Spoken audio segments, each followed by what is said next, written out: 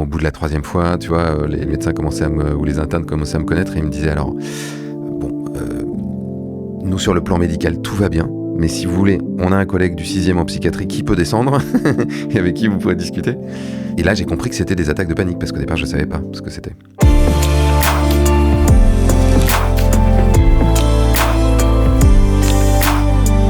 Hello tout le monde, je suis ravie de vous retrouver pour ce nouvel épisode de Cavannes et aujourd'hui je suis très heureuse de recevoir Cyril Dion. Écrivain, réalisateur et militant, tu es l'une des voix les plus écoutées sur les questions d'écologie et d'engagement. Depuis Demain et Animal, tu alertes sur l'urgence climatique tout en rappelant que la peur ne suffit pas à changer le monde. Dans ton nouveau livre La lutte enchantée, publié aux éditions Actes Sud, tu invites à réinventer la manière d'agir. Dans cet épisode, on va parler d'écologie bien sûr, mais aussi d'anxiété et plus particulièrement de cette peur du futur qu'on appelle l'éco-anxiété. De la fatigue et parfois de la colère qu'elle peut provoquer, mais aussi la manière de continuer à espérer malgré tout. Salut Cyril et merci d'être là. Salut et merci de m'avoir invité. Je suis très heureuse de te recevoir aujourd'hui et j'ai une première question qui est comment tu vas et si tu étais une émotion aujourd'hui laquelle tu serais? Aujourd'hui c'est pas si simple parce que j'ai pris un bon raid de l'extrême droite contre moi et puis donc c'est assez éprouvant émotionnellement et donc je suis un peu fragile, je dirais, aujourd'hui. C'était une émotion, la fragilité? Bah ouais, je vais dire ça. Je sais pas si on peut vraiment dire que c'est une émotion, mais... Oui, non. Mais...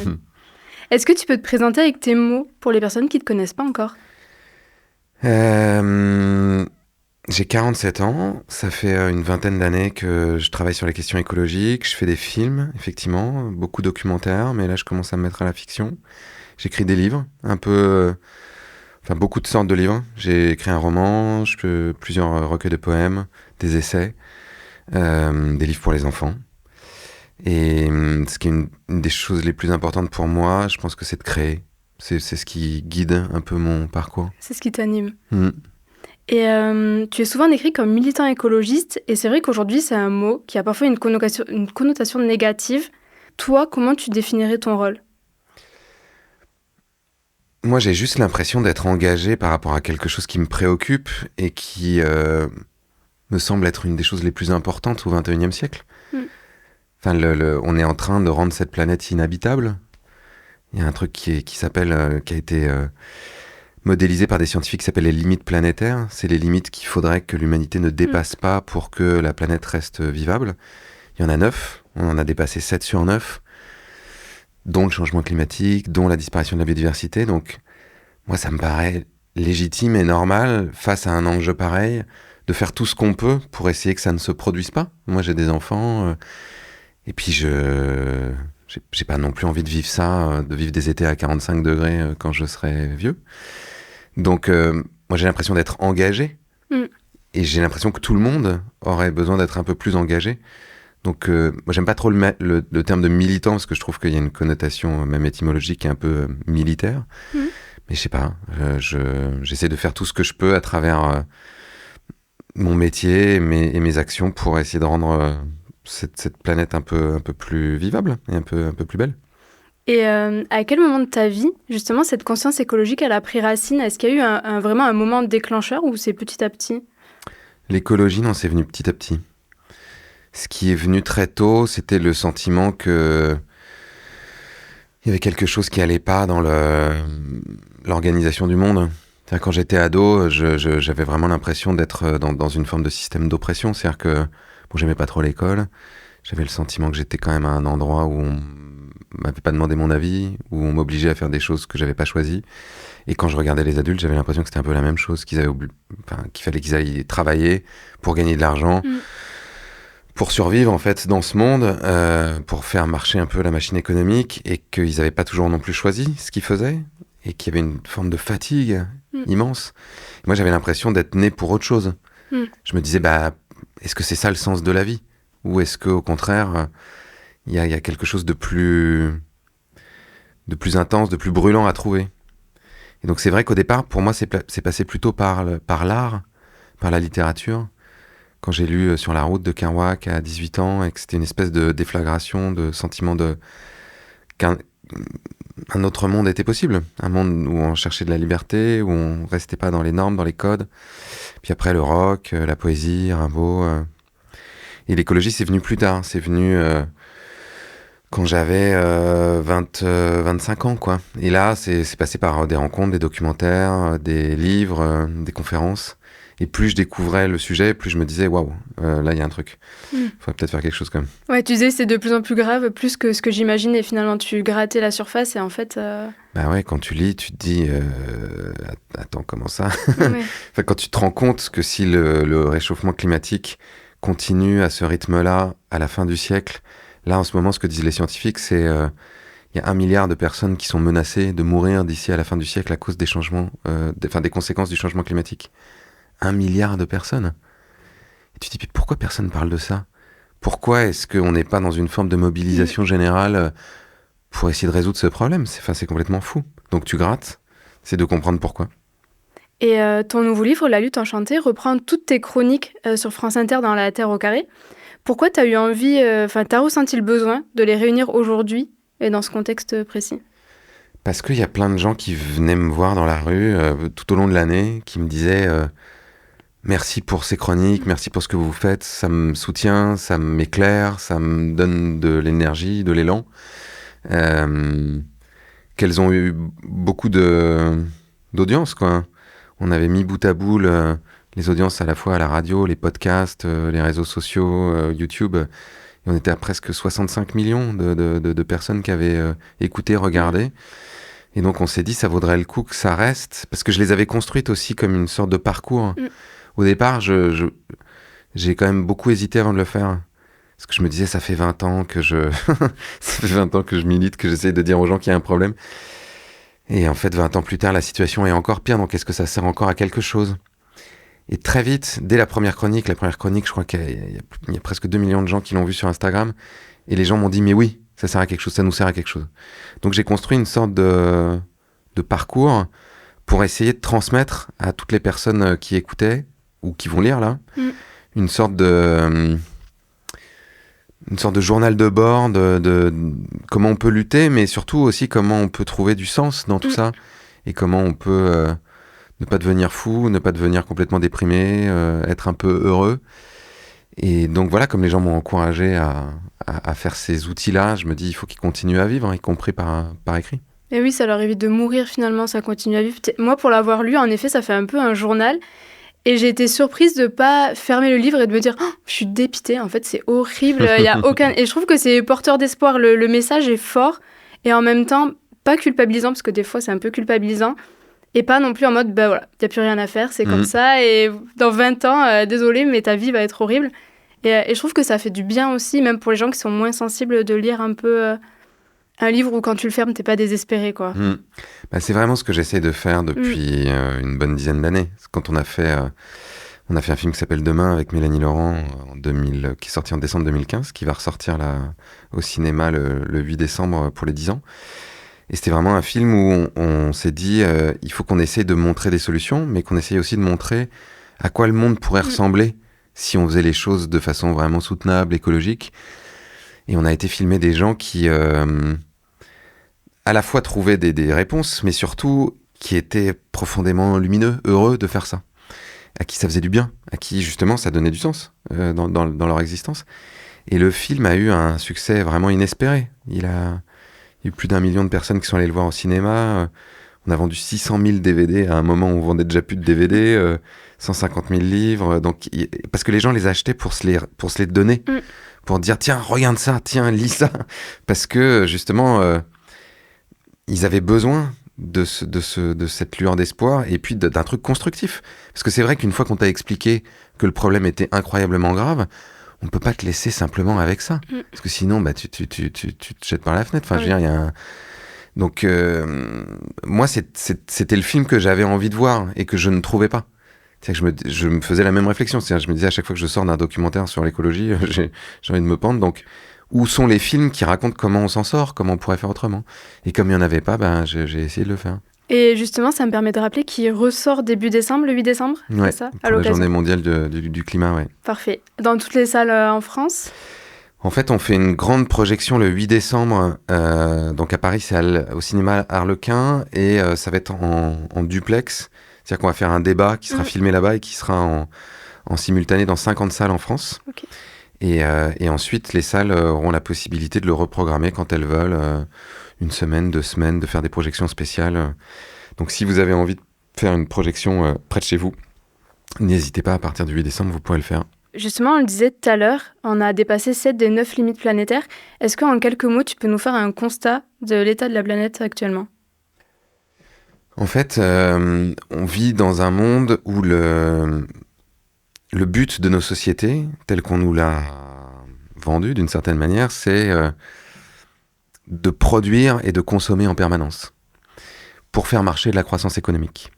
Et pour produire et consommer en permanence, il faut aller chercher de la matière, donc il faut aller creuser des mines, il faut raser des forêts, il faut vider les océans, il faut utiliser beaucoup d'énergie, et aujourd'hui l'énergie qu'on utilise, c'est beaucoup des énergies fossiles, qu'on brûle, et en les brûlant, on envoie dans l'atmosphère des gaz à effet de serre. Et toute cette activité économique frénétique, aujourd'hui, elle est en train d'épuiser les ressources de notre planète, elle est en train de détruire petit à petit le monde vivant, et donc de nous faire dépasser ces limites planétaires. Donc il y en a une, c'est le changement climatique. Donc dépasser la limite, ça veut dire que aujourd'hui le climat est en train de se réchauffer à tel point que d'ici à la fin du siècle, c'est ce que je disais tout à l'heure, si on continue sur cette trajectoire-là, on va finir entre plus 2,8 et plus 3, plus 4, plus 5 en fonction de comment ça dégénère. Et donc il y a une partie de cette planète qui pourrait devenir totalement inhabitable, des endroits où il fera trop chaud, où il n'y aura plus assez d'eau, où on ne pourra plus faire d'agriculture. Donc là, les scientifiques parlent d'1 milliard de personnes qui sont en danger de mort, mais ça pourrait même être plus si ça dégénère encore davantage. La deuxième limite planétaire qui est très inquiétante, c'est la perte de biodiversité. C'est-à-dire que on a depuis 50 ans, 73% des populations d'animaux vertébrés qui ont disparu de cette planète. 73%. Et qui ont disparu parce que on détruit leurs habitats. Donc on détruit les forêts, on détruit les zones humides, on racle le fond des océans avec des chaluts qui vont faire de la surpêche. Et en fait, on a besoin de tous ces êtres vivants. C'est-à-dire que c'est grâce au monde vivant qu'on a de l'eau potable, qu'on a de l'air et de l'oxygène pour respirer, qu'on a de la nourriture, et que cette planète est un endroit assez accueillant, agréable pour les êtres humains. Et donc, si une grande partie de ce monde vivant disparaît, ce que les scientifiques craignent, c'est qu'on atteigne là aussi un point de bascule qu'ils appellent une extinction de masse. Une extinction de masse, c'est quand il y a 75% de la vie sur Terre qui disparaît brutalement. La dernière fois que ça s'est produit, c'était il y a 65 millions d'années, quand les dinosaures ont disparu de cette planète. Et il y a de fortes chances que l'humain fasse partie de la charrette, ou même si les humains arrivaient à se maintenir, ce serait dans des conditions extrêmement graves. Et puis il y en a d'autres, on va pas faire les 7 parce que ce serait un peu fastidieux, mais là on vient de dépasser la 7e, et par exemple c'est l'acidification des océans. Là les océans sont en train de devenir trop acides, parce que le changement climatique fait qu'ils ont absorbé trop de gaz à effet de serre, et le fait qu'ils deviennent trop acides, ça met en danger les coraux. Les coraux, c'est un endroit où il y a plein d'espèces qui vivent aussi. Donc si les coraux disparaissent, il y a plein d'espèces marines qui disparaissent. Et là, par exemple, le fait d'avoir dépassé cette 7e limite planétaire, ça met en danger 1 milliard de personnes qui dépendent des poissons, enfin de la vie marine pour se nourrir, par exemple, sur la planète. Donc on est dans une situation où la planète, pour le résumer grossièrement, est en train petit à petit de devenir inhabitable. Donc il y a un enjeu absolument vital, essentiel, à ce que l'humanité fasse tout pour arrêter le massacre et pour construire une société, une civilisation qui soit soutenable et qui permette que des générations puissent continuer à vivre après nous et que les autres, nos compagnes et nos compagnons de vie sur cette planète, les non-humains, les animaux, mais aussi les plantes, continuent à exister aussi. Justement, en parlant de génération, chez les jeunes, on retrouve beaucoup d'éco-anxiété aujourd'hui. Selon une étude de l'Institut Montaigne, qui est parue en mai 2025, donc très récente, 77% des 15-29 ans déclarent être inquiets vis-à-vis de la crise environnementale. Est-ce que tu peux nous expliquer à quoi ça ressemble l'éco-anxiété? Et est-ce que c'est de la peur, de la tristesse ou de la culpabilité? Parce qu'en fait, on a l'impression de rien faire. En fait, l'anxiété, qui est un sujet que je connais bien parce que je suis un très grand anxieux, qui est traité pour ça, j'ai une très bonne psychiatre. L'anxiété, c'est une anticipation négative du futur. C'est-à-dire que quand tu es anxieux, c'est que tu passes ton temps à te dire qu'il va se passer des choses terribles. Parfois, c'est de façon un peu irrationnelle, parce que c'est une forme de maladie, l'anxiété. C'est-à-dire que c'est une incapacité à être dans une approche positive du futur et une forme d'hypersensibilité aussi souvent qui est liée. Donc l'éco-anxiété, c'est une anticipation négative du futur qui est liée aux questions écologiques. Et là, d'une certaine manière, moi j'ai l'impression qu'être éco-anxieux, c'est être assez sain d'esprit finalement. C'est-à-dire que avoir conscience de ce qui se passe. Quoi. Bah ouais, quand t'entends en fait tout ce que je viens de raconter, il y a de quoi être un peu inquiet. On devrait tous être éco-anxieux finalement. Bah exactement. Maintenant, c'est aggravé par le fait que le problème est tellement grave et tellement grand qu'on a le sentiment qu'on peut rien y faire. Donc on se sent très impuissant. Et c'est aussi un des ressorts de l'anxiété. C'est que tu t'inquiètes pour quelque chose pour lequel tu n'as pas de prise, tu n'as pas de pouvoir dessus. Donc le seul moyen, d'une certaine manière, de ressortir un peu de l'éco-anxiété et de retrouver un peu de bien-être et un peu de sérénité, c'est, à mon avis, de revenir dans le présent le plus possible, ce qui est aussi le moyen de sortir de l'anxiété tout court, revenir dans l'instant présent et d'accepter justement que tu n'as pas forcément de prise sur le futur, mais que dans le présent, tu vas faire tout ce que tu peux pour reprendre une forme de prise sur le problème. Donc c'est pour ça qu'on dit souvent que un des meilleurs antidotes, c'est l'action. C'est-à-dire, c'est de faire quelque chose qui te remet dans une forme de cohérence avec toi-même. Et justement, tu l'as dit, tu étais anxieux, et après 20 ans d'engagement, comment tu fais pour pas te laisser submerger? En plus, toi, tu côtoies au quotidien toutes ces infos qui peuvent paraître atroces. Parfois, j'y arrive pas. Parfois, c'est le Xanax qui m'aide, tout bêtement. Mais ce qui m'aide, c'est d'essayer de retrouver une distance un peu saine avec ça. Ce que je te disais à l'instant, c'est d'accepter que tout n'est pas sur mes épaules non plus. C'est comme le stress. Le stress, ça vient d'un décalage entre ce qu'on te demande de faire et ce que tu peux faire. Les gens qui font des burn-out, par exemple, ce qui a été mon cas aussi, c'est que tu te mets trop sur les épaules. Et en fait, tu ne peux pas. Ou les gens qui sont dans des formes de stress en permanence dans leur travail, c'est qu'on leur demande d'accomplir des tâches sans leur donner les moyens de le faire. Donc ça, ça crée une dissonance cognitive à l'intérieur de toi qui te met dans un état de fragilité, de course en avant, de fatigue extrême. Donc c'est déjà déposer ce fardeau-là et te dire, ok, tout n'est pas sur mes épaules, je ne vais pas pouvoir sauver le monde à moi tout seul. En revanche, je peux choisir de faire ce que je peux et idéalement de faire des choses qui ont du sens pour moi, qui me rendent heureux, qui me donnent envie de me lever le matin. Et donc ça, c'est sûr que moi, c'est mon ressort numéro 1. C'est que ce que je le fais pas pour sauver le monde, je le fais parce que j'adore le faire. Parce que j'adore faire des films, j'adore écrire des livres, j'adore créer. J'aime aussi, d'une certaine manière, vulgariser des sujets complexes et trouver des moyens de les rendre plus faciles à appréhender par des personnes qui sont loin et qui n'ont pas eu le temps de s'y intéresser. Et puis, j'ai la chance d'avoir de la reconnaissance pour ça. C'est vrai qu'honnêtement, il se passe pas une journée sans que j'ai des gens qui viennent me voir dans la rue pour me dire merci pour ce que vous faites, continuez, ça m'aide. Là, tu vois, j'étais au restaurant ce midi et le serveur, au départ, me dit rien. Bon, et puis au bout d'un moment, il me glisse vous savez que c'est grâce à vous que j'ai fait telles études. Je fais des études d'ingénieur agronome et c'est super. Et j'ai un projet en même temps que là, je suis serveur. Et c'est parce que j'ai vu votre film. Et c'est super dans une vie de sentir que ce que tu fais sert à quelque chose. Et du coup, l'anxiété, chez toi, comment elle se manifeste? Et tu le disais, t'as fait le choix de te faire accompagner. Et c'est vrai que c'est important. Des fois, on a l'impression qu'on peut tout régler tout seul. Mais parfois, on a besoin d'être accompagné. Bah oui, moi je pense qu'on a très souvent besoin d'être accompagné. Alors, c'est pas toujours par un professionnel ou une professionnelle. Ça peut être par des amis, ça peut être par son entourage qui nous soutient. Mais en tout cas, d'avoir des gens avec qui on peut parler. Moi, l'anxiété, elle se manifeste par des symptômes physiques déjà, donc oppression de la poitrine, palpitations, je peux avoir des fourmillements, et puis une sorte de panique qui m'envahit, tu vois, et qui peut devenir paralysante, où j'arrive même plus à fonctionner.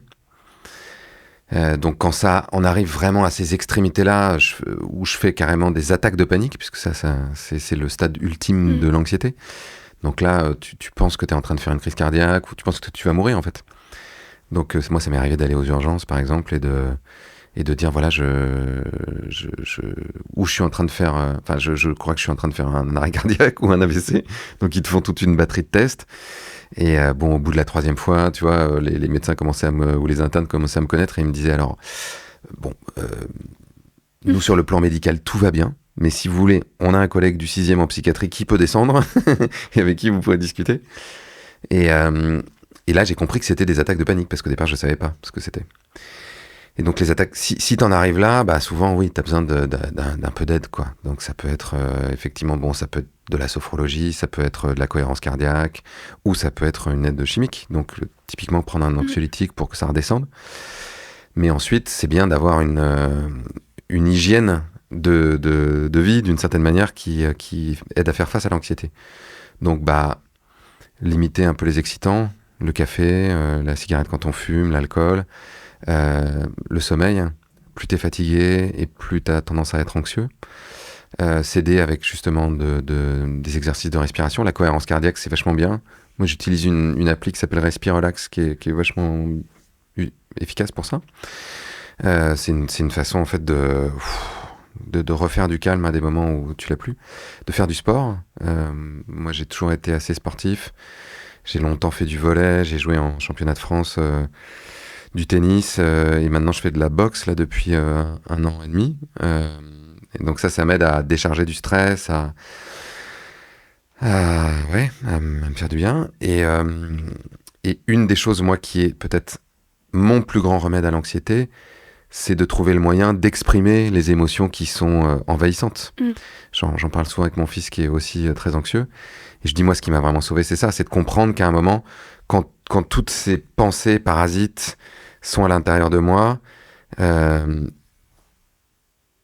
j'ai réussi à trouver des personnes, particulièrement la femme que j'aime, et puis des amis très proches, avec qui je peux mettre des mots dessus. Je peux les partager, et tout d'un coup, ça dégonfle un peu le truc.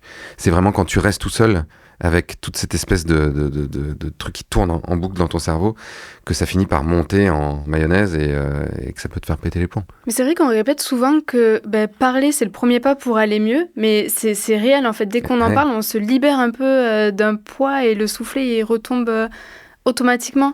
Et puis l'anxiété aussi, il faut apprendre à vivre avec finalement. Donc j'imagine qu'aujourd'hui, tu arrives aussi à anticiper peut-être quand tu vas avoir des crises d'anxiété. Ouais. Je peux l'anticiper et puis surtout je le sais. C'est-à-dire que si je fais une crise d'angoisse, je sais que c'est une crise d'angoisse. Alors que quand tu le sais pas et que tu es vraiment persuadé que tu es en train de faire un AVC ou une crise cardiaque, évidemment ça amplifie le truc et donc c'est encore pire. Alors que quand tu le sais, tu te dis bon, ok, je sais que c'est ça, je sais que ça va passer, donc je me calme et tu t'accroches et t'attends que l'orage passe d'une certaine manière. Après, c'est vrai que des fois, ce qui est rassurant dans l'anxiété aussi, c'est de prévoir un peu... Enfin, c'est la surprise, souvent, qui peut créer des crises d'anxiété aussi. Et d'où, en effet, l'éco-anxiété, vu qu'on ne sait pas de quoi va être fait demain, on ne peut pas prévoir à quoi ça va ressembler ma vie dans 5 ans, dans 10 ans. Non, exactement. Non, et c'est pour ça que je te disais tout à l'heure, et j'invente rien, j'enfonce vraiment une porte ouverte, parce que c'est le principe, par exemple, du bouddhisme, c'est l'instant présent, c'est-à-dire le fait que la vie est impermanente, donc elle va changer tout le temps.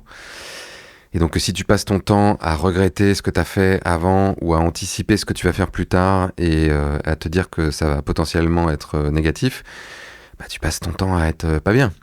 Alors que si tu arrives à revenir dans l'instant présent, le truc de ce que disaient aussi les poètes, le carpe diem,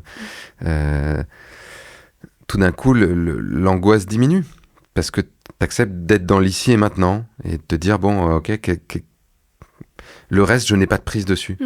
Ce que j'adore aussi, je sais plus qui disait ça, mais j'en parlais avec un ami romancier l'autre soir qui me disait je refuse de m'inquiéter pour des choses sur lesquelles je n'ai pas de prise, pour lesquelles je n'ai pas de solution.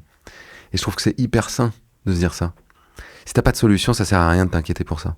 Et pourtant, c'est les choses qu'on va ruminer le plus, je pense, parce que ça nous frustre de ne pas réussir à... Ah, c'est horrible. Je comprends, je fais de l'anxiété aussi, et je trouve ça affreux, mais en fait, on apprend à vivre avec. Hein, et c'est vrai qu'il faut prendre conscience que l'anxiété, ça part pas. Donc c'est juste que tu apprends, finalement, ça devient un peu ton compagnon, quoi. Tu apprends à vivre avec. Ouais. Et, c'est exactement comme te dire, je sais pas, j'aime pas ma tête, bon bah oui, mais ma tête elle est comme ça, donc faut que j'apprenne à vivre avec et que j'apprenne à l'aimer. Bah, d'une certaine façon, l'anxiété c'est un truc qui est avec toi tout le temps, que t'as besoin d'apprivoiser, que t'as besoin d'accepter. Et c'est vrai que plus tu l'acceptes, et moins tu te bats contre, plus ça se passe bien. Ouais, c'est vrai que moins tu fais de crise, finalement, une fois que tu sais qu'elle est là, t'apprends à l'anticiper et tu la fais retomber aussitôt. Ouais, et puis c'est ce qu'on disait tout à l'heure, tu te mets à avoir une hygiène de vie, tu te dis, bon, je sais que si je dors pas, que je prends du café ou des excitants et que je me retrouve dans des situations de stress, ça va beaucoup plus mal se passer et je suis beaucoup plus susceptible de faire une crise d'anxiété que si je dors, je fais du sport, j'essaye de bien manger et de pas prendre 4 cafés dans la journée, quoi. Est-ce que tu penses aussi qu'aujourd'hui, on a l'information tout le temps, 24 heures sur 24, sur le téléphone, à la télé, dans la rue? Est-ce que tu penses que ça nourrit aussi cette éco-anxiété alors que finalement, on se dit, il faut informer les jeunes, mais d'un côté, on les nourrit peut-être trop, et du coup, c'est un peu le serpent qui se mord la queue, c'est je t'informe parce qu'il faut qu'ils soient informés, et d'un côté, ça te crée de l'anxiété finalement.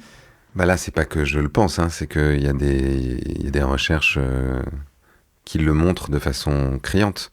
Là, dans la lutte enchantée, justement, j'en parle dans une des chroniques. Il y a des sociologues qui se sont penchés sur la question et qui ont vu que, notamment, l'arrivée d'Internet et particulièrement des smartphones et des réseaux sociaux a eu un impact sur la santé mentale des gens, mais particulièrement des adolescents. L'apparition du smartphone a eu plus d'impact sur la santé mentale des adolescents que des guerres mondiales. Et ça a plus eu d'impact sur des changements de comportement et... Parce que on est en permanence dans à la fois un bombardement d'informations, parfois négatives, qui sont très fragmentées, tout un tas de stimuli toute la journée, parce que ça t'isole, en fait. C'est-à-dire que tu es derrière ton écran à regarder des trucs, des fois tu te lèves, tu prends ton smartphone, tu commences à scroller, et en fait t'as toute la misère du monde qui débarque dans ton lit, quoi, avant même que t'aies commencé à mettre un pied par terre. Ça c'est hyper anxiogène, c'est affreux. Et que comme c'est très addictif et que ça a été construit pour être addictif, t'as tendance à le faire pour aller chercher des petits shoots de dopamine.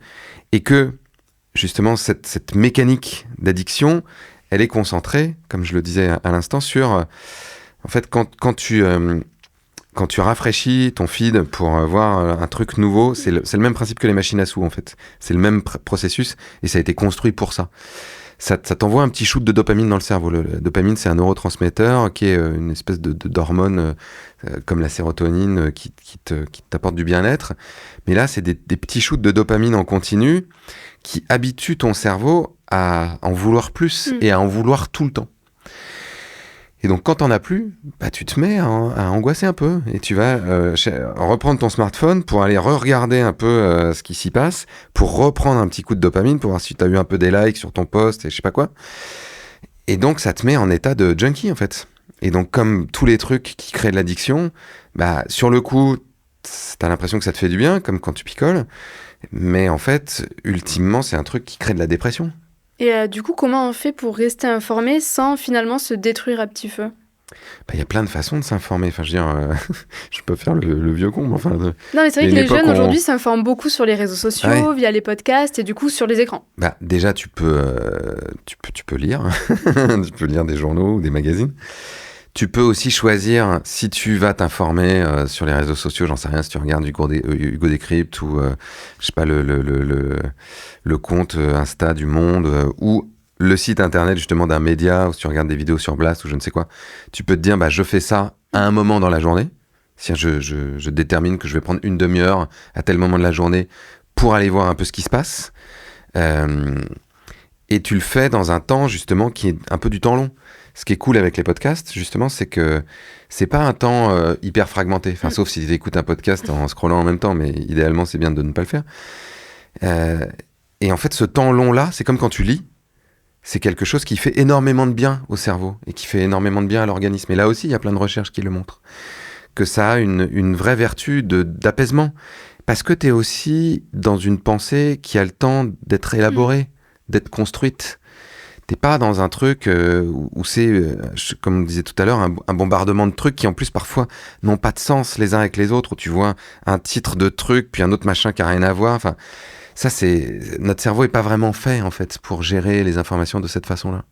Est-ce que tu saurais expliquer pourquoi, quand on écoute les scientifiques ou notamment les rapports du GIEC qui sont affolants, pourquoi il n'y a pas de mouvement de panique? Pourquoi ça ne crée pas des mouvements de panique? Parce que je pense qu'il y a une forme de déni. Il y a un philosophe qui s'appelle Jean-Pierre Dupuy, qui a écrit dans un livre super qui s'appelle Vers un catastrophisme éclairé, qui dit nous ne croyons pas ce que nous savons. C'est-à-dire qu'on le sait, mais il y a une part de nous qui ne veut pas y croire. Parce que c'est tellement énorme, et c'est tellement... c'est impalpable aujourd'hui. Impalpable, comme tu dis, ça le devient de moins en moins, parce qu'on commence à voir les incendies, on commence à voir les inondations, on commence à voir les vagues de chaleur, mais pendant longtemps, ça a été un peu impalpable, et qu'on a le sentiment qu'on peut rien y faire. Donc, ton cerveau fait ce qu'il fait dans des situations un peu traumatiques, qui est de mettre ça de côté. C'est-à-dire, ton cerveau, d'une certaine manière, se dit « c'est trop gros, je ne peux pas le gérer ». C'est trop énorme comme charge émotionnelle. Donc, je le mets derrière le rideau en attendant d'être capable de le faire. C'est ce qui se passe, par exemple, dans des situations où des personnes qui se font violer ou des personnes qui subissent une situation de guerre, par exemple. Là, on vient de vivre l'anniversaire du Bataclan. Des situations comme ça, où tu es dans un choc traumatique, mais d'une violence immense, parfois, tu t'absentes. En fait, c'est un phénomène qui est... dissociation. Exactement, c'est de la dissociation. Et la dissociation, c'est un phénomène biologique qui est passionnant. C'est que quand tu es en situation de stress énorme, tu sécrètes de l'adrénaline pour pouvoir en fait, mobiliser tes muscles, accélérer ton rythme cardiaque pour être capable de faire face au danger. Sauf que si c'est trop, ton corps sécrète une quantité déraisonnable d'adrénaline qui finit par le mettre en danger. C'est-à-dire que ultimement, tu pourrais faire un arrêt cardiaque parce qu'il y a trop d'adrénaline dans ton corps. Donc le corps est hyper bien fait. Et pour éviter que ça se produise, il fait d'une certaine manière disjoncter le système. Comme quand les plombs sautent parce qu'il y a une surcharge électrique. Et cette façon de disjoncter, c'est la dissociation. C'est-à-dire que tout d'un coup, tu t'absentes. Donc c'est pour ça qu'il y a des personnes qui vivent des situations traumatiques qui ont l'impression qu'elles sont là mais pas là. C'est-à-dire qu'elles sont un peu sans réagir. Et puis ensuite, c'est une sorte de blackout, elles se souviennent presque plus de ce qu'elles ont vécu. Parce que leur organisme a essayé de se protéger. Face au dérèglement climatique, il y a un truc un peu comme ça, je pense. Et puis il y a un autre truc, moi, que j'ai réalisé il y a quelques années, qui pareil, m'a beaucoup intéressé, c'est que il y a une forme de dissonance cognitive. C'est-à-dire que, par exemple, quand on a vécu le Covid, quand tu sortais dans la rue, tu te rendais compte que cette crise était palpable dans ton environnement proche. C'est-à-dire que tu voyais des gens avec des masques, tu voyais des gens avec du gel, tu avais des messages à la télé, à la radio, sur les réseaux sociaux qui te disaient il faut pas sortir, il y a une épidémie, il y a un confinement. Donc, même si tu ne voyais pas la maladie, même si toi t'étais pas malade, que tu connaissais personne qui était malade, tout le monde autour de toi te disait là il y a un problème. Avec le dérèglement climatique, par exemple, le réchauffement climatique, tu peux entendre un podcast comme aujourd'hui, ou voir une conférence, ou lire un bouquin, te sentir hyper paniqué, et ensuite tu sors dans la rue, et tout le monde continue à vivre comme si de rien n'était. Tu vois des gens qui continuent à prendre l'avion, à manger des gros steaks, tu vois qu'on continue à vendre des bagnoles, et donc il y a une partie de ton cerveau qui se dit ça doit pas être si grave, hein, parce que tout le monde continue à faire comme si de rien n'était. Si c'était vraiment si grave, il y aurait une sorte de mobilisation générale. Et donc ça entretient cette espèce de déni collectif dans lequel on est. Et pourtant, aujourd'hui, il y a 1 décès sur 6 sur la planète qui est causé par la pollution de l'air, des sols et de l'eau chaque année. Ça fait peur. Et pourtant, tu as intitulé ton nouveau livre « La lutte enchantée ». Et c'est 2 mots qu'on associe presque jamais. Qu'est-ce que ça veut dire pour toi, lutter de manière enchantée ? La lutte enchantée, c'est un oxymore, donc c'est une figure de style où tu prends 2 mots qui ont des sens presque antinomiques, puis tu les mets ensemble. C'est un titre en fait qu'a trouvé Mathieu Vidard, qui est le producteur et l'animateur de La Terre au carré, qui est une émission sur France Inter, qui est évidemment un petit clin d'œil à la flûte enchantée de Mozart. Et qui veut dire, en fait, on a besoin de lutter aujourd'hui, on a besoin de rentrer dans une forme de rapport de force, parce que, on n'en a pas parlé, mais il y a une raison pour laquelle on en est là.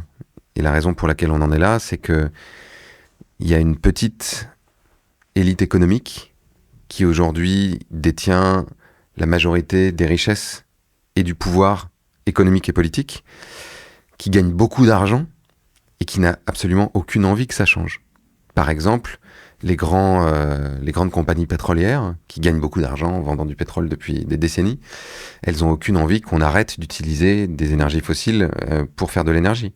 Donc depuis des décennies, elles ont dépensé des milliards pour semer le doute sur la réalité du changement climatique, pour faire croire que c'était pas forcément la faute des humains. Ce qu'on retrouve aujourd'hui, qui est en train de revenir avec Donald Trump, par exemple, qui dit que c'est un hoax, que c'est les Chinois qui ont inventé ce truc-là pour déstabiliser l'économie américaine. Et donc, qui ont pesé de tout leur poids pour que les gouvernements ne fassent rien. Donc, si on veut sortir de ça, c'est un peu, si on prend un parallèle, par exemple, quand il y avait l'esclavage, ben, les gens qui vivaient l'esclavage, pour sortir de l'esclavage, ils sont pas allés voir les esclavagistes pour leur dire « Est-ce que vous pensez pas qu'il faudrait peut-être arrêter avec l'esclavage parce que nous, on n'aime pas trop ça ?» Ils ont été obligés de se rebeller. Ils ont été obligés de rentrer dans une forme de rapport de force. Pareil avec la Révolution française, pareil avec le droit des femmes. Quand on pense quand même que les femmes avaient pas le droit de vote en France jusqu'en 46, ouais, c'est hyper récent. Avaient pas le droit d'avoir un compte en banque jusque dans les années 70. Tu te dis, mais dans quel monde on vivait? Mais il a fallu que les femmes se battent, qu'elles créent des rapports de force. Les suffragettes en Angleterre, ce qu'on a tout le mouvement pour avoir le droit à l'avortement, etc. Donc là, nous aussi, il faut qu'on se batte aujourd'hui contre ces gens qui veulent pas. Donc il faut lutter. Mais en même temps, on peut pas que être dans la lutte.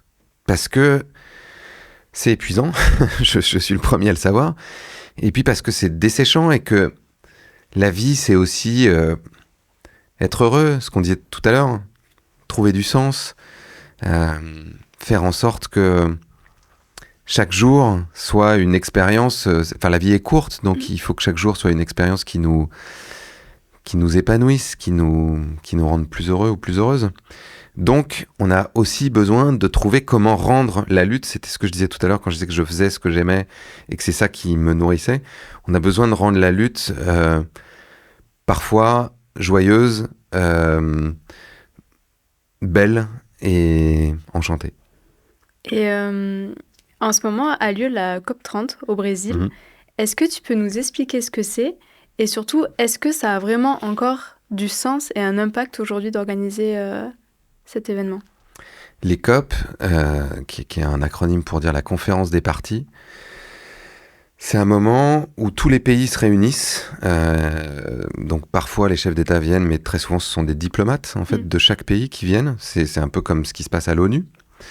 C'est de la diplomatie internationale, ce qu'on appelle du multilatéralisme, c'est-à-dire toutes les parties qui viennent discuter ensemble pour essayer de trouver des solutions à un problème. Ça fait 30 ans que ça existe, c'est la 30e année.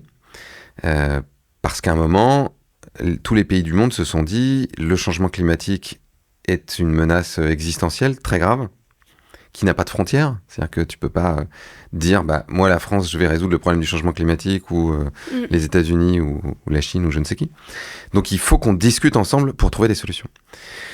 Il se trouve que comme pour l'ONU, on voit bien que c'est un projet qui est très beau, mais qui est relativement qui est peu efficace.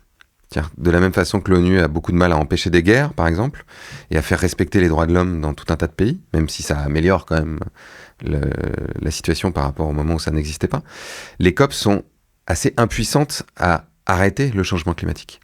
Il faut quand même se rendre compte qu'il a fallu 28 COP, donc 28 ans, pour que dans la déclaration finale des États, on dise, nous, l'ensemble des pays qui sommes à la COP, on dit qu'il faut qu'on arrête d'utiliser les énergies fossiles.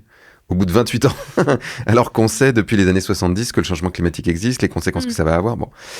Et là, au bout de 30 ans, en fait, les émissions de gaz à effet de serre continuent à augmenter. Il y a 10 ans, à Paris, on fête cette année les 10 ans de la COP 21, qui était supposée être la grande COP où les États ont dit on est tous d'accord pour dire qu'il faut rester en dessous de la barre des 1,5 degrés de réchauffement en moyenne sur la planète d'ici à 2100. Là, on sait qu'on va dépasser les 1,5 degrés entre 2027 et 2030. Donc là, on voit que la diplomatie est incapable d'y arriver.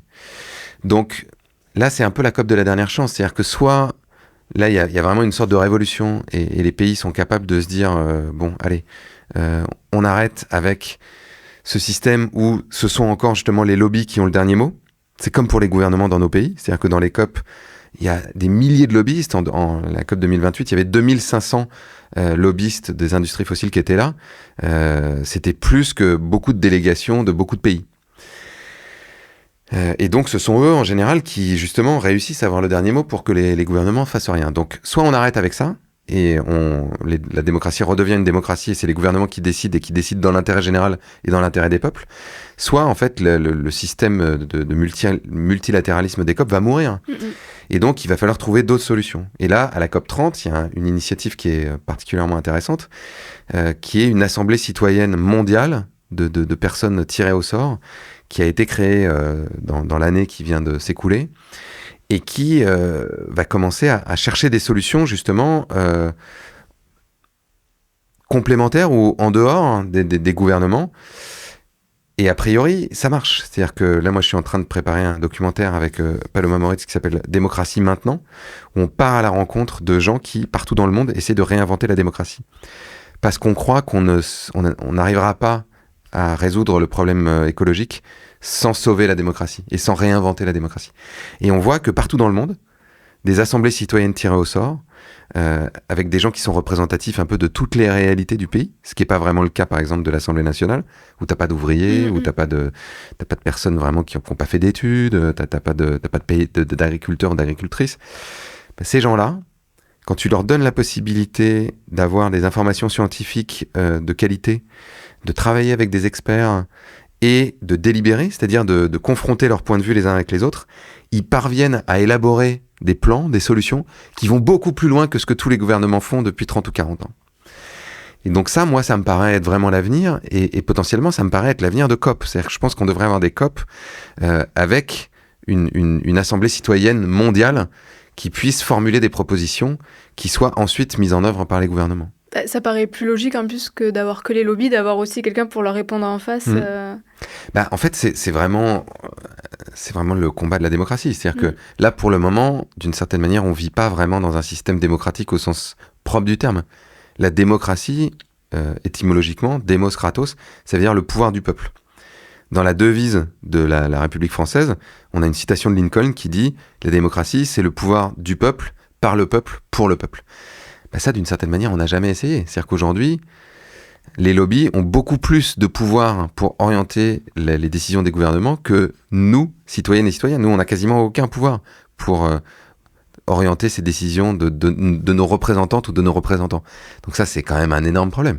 C'est pas quelque chose qu'on avait déjà essayé en France, quand même, cette participation citoyenne sur le climat, d'essayer de leur demander des propositions Alors, on a essayé, et tu tombes bien, puisque c'est moi qui ai proposé à Emmanuel Macron de faire ça, pendant la crise des Gilets jaunes. On était un collectif qui s'appelle les Gilets citoyens, et on a proposé de créer une assemblée citoyenne tirée au sort, qui essaye justement de formuler des propositions pour sortir de l'impasse climatique.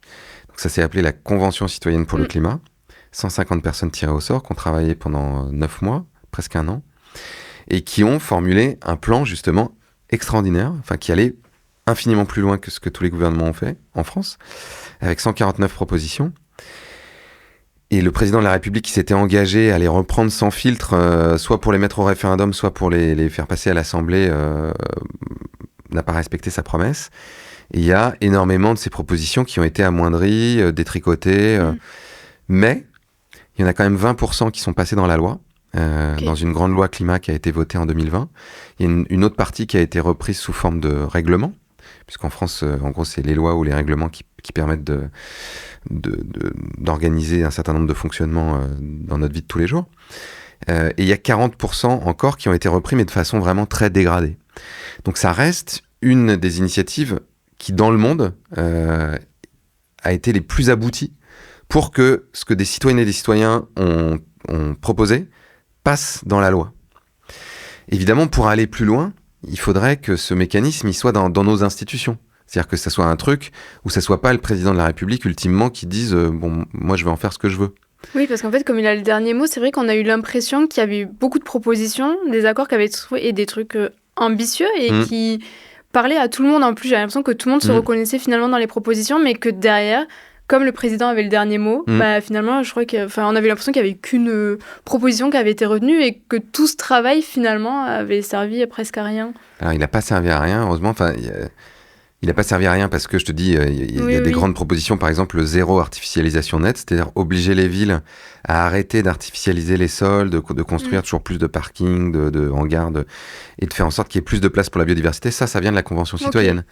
Les zones à faible émission, qui sont beaucoup attaquées par l'extrême droite en ce moment, c'est-à-dire le fait que dans les villes, on puisse plus avoir des voitures trop polluantes, qui vont polluer beaucoup, qui vont envoyer des particules qui rendent les gens malades, qui font que les enfants ont de l'asthme ou qu'on meurt de maladies cardiovasculaires, ça, c'est la Convention citoyenne pour le climat aussi, par exemple. Donc, ça a eu un impact, mais aujourd'hui, on pense, et c'est ce qu'on raconte dans le film, qu'il faut qu'il y en ait beaucoup plus et que, encore une fois, ça rentre dans nos institutions. Moi, une des choses auxquelles je crois, c'est ce qu'on appelle un référendum d'initiative citoyen délibératif. C'est-à-dire que, comme ça existe en Suisse, les gens puissent se réunir. Par exemple, en Suisse, il faut qu'il soit 4%, je crois, du corps électoral. Donc, typiquement, en France, admettons qu'il y ait 1 million de personnes qui signent une sorte de pétition qui oblige le gouvernement à organiser un référendum. Ça existe en Suisse. Ils appellent ça des votations. Par exemple, si aujourd'hui, on se disait le gouvernement fait rien pour le climat, on va se mettre à 1 million, on va signer un truc et on va dire on veut un référendum sur une grande mesure climatique, par exemple, isoler tous les bâtiments. Dans un référendum d'initiative citoyenne délibératif, ça voudrait dire qu'avant le référendum, il y aurait une assemblée citoyenne tirée au sort qui se réunirait avec des gens qui sont représentatifs de toute la France, qui formuleraient des propositions. Cette assemblée-là, on pourrait la suivre sur Internet, en live, on pourrait suivre dans les médias ce que ces gens se sont dit, pour que la conversation ait lieu aussi dans tout le pays.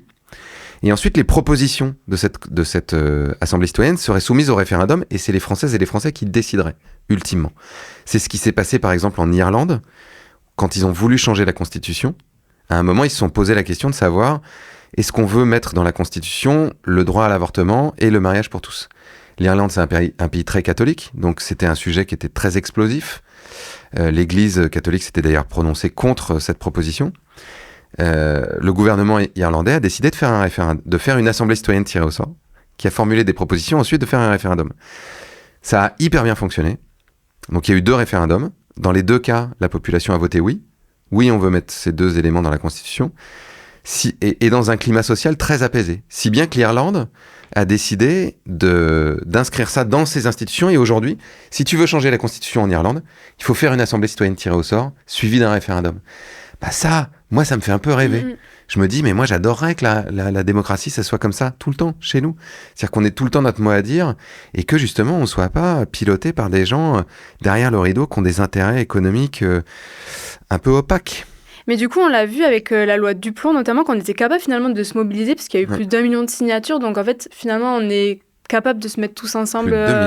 2 millions même. Je me suis arrêtée quand j'ai signé, c'était 1 million, mais on est capable finalement de tous se mobiliser. On est capable de se mobiliser, et puis tu te rends compte quand tu permets aux gens justement de s'impliquer dans la démocratie, qu'il y a plein de gens qui ont envie.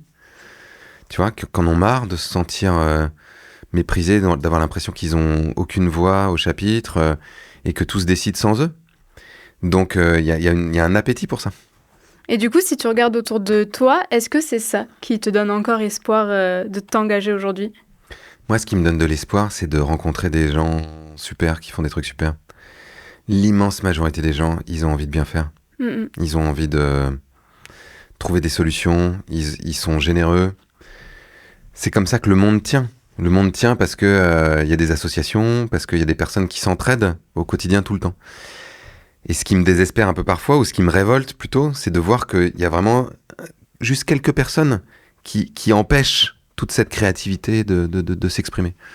Donc moi, ce qui me donne de l'énergie, ce qui continue à me donner envie de m'engager, et ce qui me donne de l'espoir, c'est de me dire, si on arrive à soulever le couvercle, c'est-à-dire que si on arrive à libérer cette énergie hyper constructive et très belle que les gens ont, et qu'on leur donne la possibilité de dire « Ok, on a un problème, est-ce qu'on peut se mettre ensemble pour trouver des solutions ?» On va les trouver. Il y a déjà des gens qui en trouvent partout. Et justement, s'il y a des jeunes qui nous écoutent et ils savent pas comment s'engager, ils savent pas par où commencer, est-ce que tu as des conseils à leur donner ? Moi, mon premier conseil, c'est essayer de faire quelque chose qui vous passionne dans votre vie. Essayez de faire quelque chose qui vous donne envie de vous lever le matin. Parce que c'est ça qui a le plus d'impact, ultimement. S'engager, enfin, tu vois, si tu fais un boulot toute la journée ou tu fais un truc qui participe à réchauffer le climat, à détruire la biodiversité, puis après tu veux t'engager un peu le soir, le week-end, tu rentres chez toi en vélo et puis tu tries tes bouteilles en plastique. Déjà, c'est une dissonance cognitive qui est hyper compliquée, qui peut être justement anxiogène. Et puis, ça n'a pas d'impact. Alors que si tu penses à toutes les personnes qui t'inspirent, que ce soit, je sais pas moi, des artistes, que ce soit des grands leaders ou hommes ou femmes comme, je sais pas, Rosa Parks ou Martin Luther King, c'est que des personnes qui étaient animées par une espèce de feu sacré.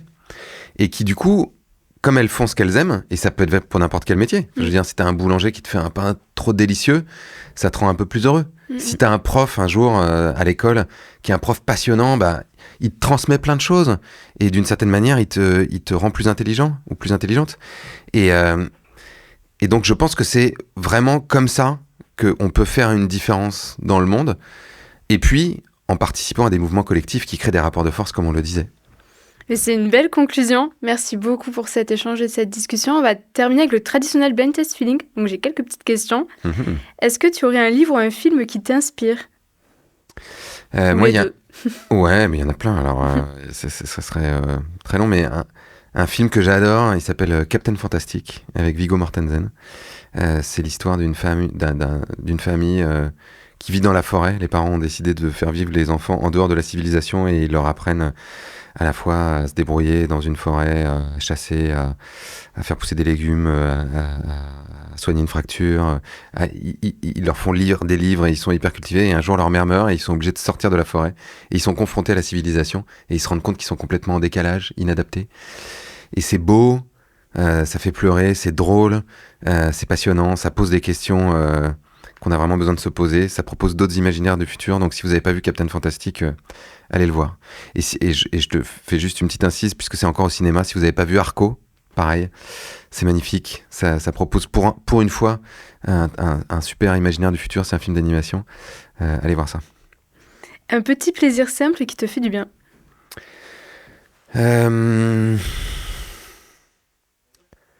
Marcher dans la nature, de façon générale. Marcher, même dans Paris. Mais si je peux marcher dans une forêt, ou si je peux marcher sur une plage, ça me fait un bien absolument fou. Parce que ça fait tout redescendre, ça fait redescendre l'anxiété, ça fait redescendre le tourbillon, et voir l'horizon, si possible. La dernière fois que tu as pleuré ? C'était tout à l'heure. Tout à l'heure, parce que, comme je disais, j'ai vécu un énorme raid de l'extrême droite et je lisais les commentaires des personnes, parce que j'ai fait une vidéo pour expliquer un certain nombre de choses et m'excuser d'une maladresse et tout ça. Et les commentaires des gens de soutien, où c'était même presque un peu de l'amour et tout ça, ça m'a bouleversé, donc j'ai pleuré. C'est vrai que des fois, on oublie quand les personnes s'exposent un peu, qu'en fait, il y a des humains derrière qui voient les messages, qui voient les attaques et que ça touche quand même. Mais là, j'ai eu un commentaire particulièrement de quelqu'un qui m'a dit, et c'était mignon parce que c'était presque un peu enfantin, mais il m'a dit « Vous êtes un bon monsieur ». C'est-à-dire, vous êtes une bonne personne, quoi. Et ça m'a... Ça fait du bien. Ouais, et en fait, s'il y a des personnes qui ont suivi tout ça et qui m'ont mis des messages qui écoutent, merci tellement. Enfin, vous pouvez pas savoir à quel point ça m'a fait du bien. Et la dernière fois que tu as été très heureux ? La dernière fois que j'ai été très heureux, en fait, je suis souvent, l'immense majorité du temps, très heureux. Quand je suis... un des moments que je préfère, c'est quand je suis dans notre lit avec la femme que j'aime et qu'on est dans les bras l'un de l'autre et qu'il y a cette espèce d'amour inconditionnel, et ça me rend profondément heureux. Et j'essaye d'en profiter tous les jours, de me dire j'ai besoin de me nourrir de ça. Parce que la vie est quand même pas tous les jours facile. Donc il faut se nourrir aussi des choses qui nous font du bien. Et pour terminer, une musique qui te met de bonne humeur. Sunny de Bobby Hebb. J'aime aussi beaucoup la version de Marvin Gaye. Mais dans l'immense majorité des cas, ça me met de très très bonne humeur. Mais parfait, merci beaucoup Cyril. Merci à toi.